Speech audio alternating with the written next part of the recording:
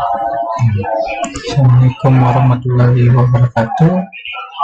Nama saya Muhammad Eka Nugraha. Di sini saya ingin menerangkan tentang interaksi manusia dan komputer. Gambar sebagai alat komunikasi visual. Konsep menurut Kamus Besar Bahasa Indonesia dapat diartikan sebagai pengertian gambar mental dari objek proses pendapat dalam buka kurung paham, tutup kurung rancangan, buka kurung cita-cita, dalam kurung yang telah dipikirkan.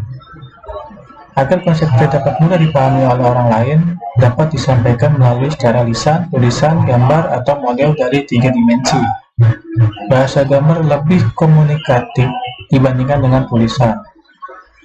C. Leslie Martin 1968 mengatakan, "One picture is better than 1,000 words." Bahasa lisan dan tulisan memiliki keterbatasan di samping kelebihan yang dimilikinya. Bahasa lisan dan tulisan mengundang imajinasi dengan perbedaan-perbedaan interpretasi visual.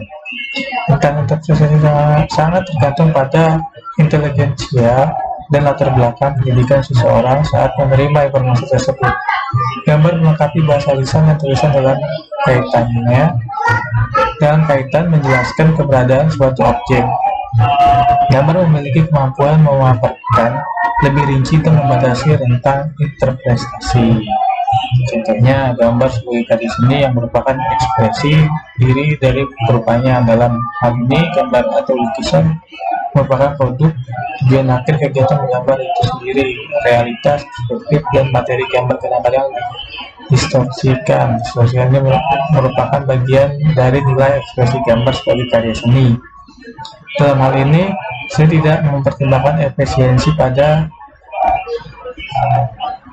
awal menggambar, namun memperlihatkan upaya luar biasa untuk menghadirkannya.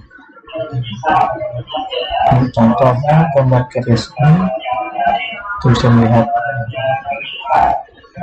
pantulan dari awan, dan juga ada matahari yang terbenam. Gambar konsep atau drafting.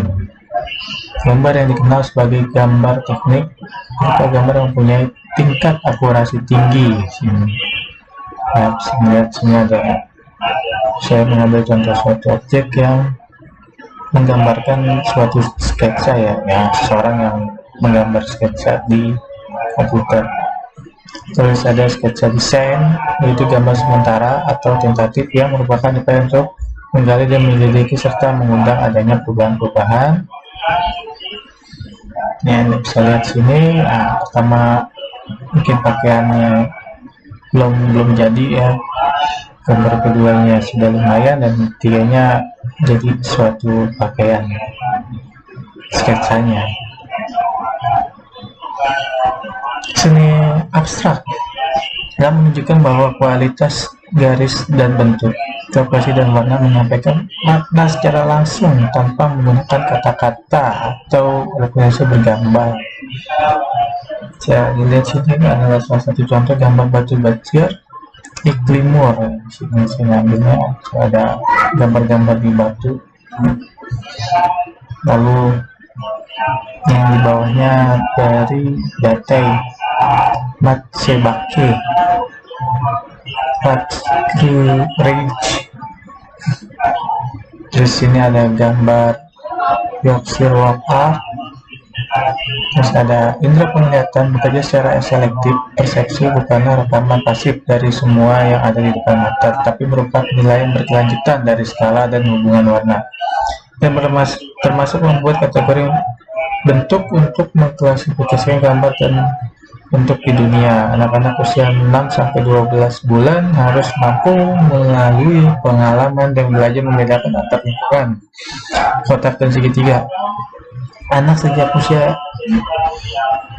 dini dan seterusnya belajar untuk mengklasifikasikan objek, mengabstraksi kualitas penting, dan membandingkan dengan objek serupa lainnya.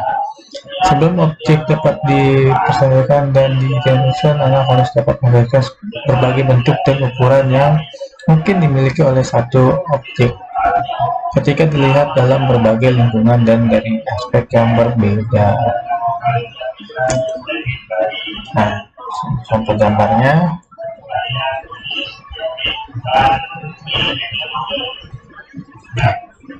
persepsi suatu bentuk membutuhkan pemahaman fitur struktural esensial untuk menghasilkan keseluruhan atau Gesell. Teori Gesell dikemukakan oleh Christian von Helmholtz pada tahun 1890. Dia menunjukkan bahwa sebuah melodi masih dapat dikenali jika dimainkan dengan kunci yang berbeda, dan berpendapat bahwa keseluruhan bukan hanya jumlah bagiannya, tetapi struktural total. Max Wertheimer meneliti ide von Helmholtz dan dalam teori of form 1923 dijuluki the dot SH ya, dikarenakan diselesaikan dengan pola abstrak titik dan garis yang menyebutkan bahwa mata yang mengamati cenderung menyatukan elemen-elemen tersebut sama pengelompokan kesamaan dan akan melengkapi formula yang tidak lengkap.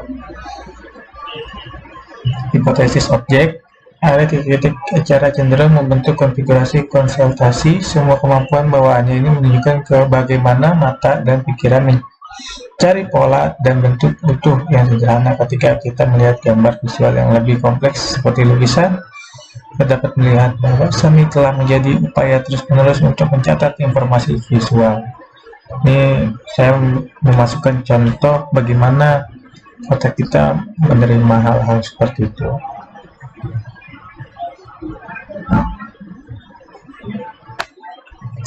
Proses berpikir tersebar dan saling berhubungan dan bersifat kognitif pada tingkat sensorik. Pikiran berpikir pada tingkat terdalamnya dalam materi indera, dan dua belahan otak berurusan dengan jenis pemikiran yang berbeda.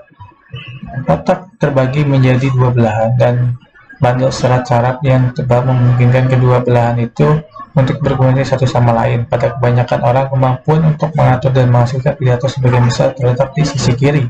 Menghargai persepsi spesial lebih bergantung pada belahan kanan. Meskipun ada kontribusi belahan kiri dalam upaya untuk memahami bagaimana desainer memecahkan masalah, Bruce Arjo mengusulkan bahwa cara desainer dan orang lain dalam hal ini membentuk gambar di mata pikiran mereka, memanipulasi dan mengevaluasi ide sebelum, selama dan setelah ekspresi mereka merupakan sebuah sistem kognitif sebanding dengan tetapi berbeda dari sistem bahasa verbal. Memang kami percaya bahwa manusia memiliki kapasitas bawaan untuk pemodelan kognitif dan ekspresinya melalui sketsa, gambar, konstruksi, acting, dan sebagainya yang mendasar bagi pemikiran manusia.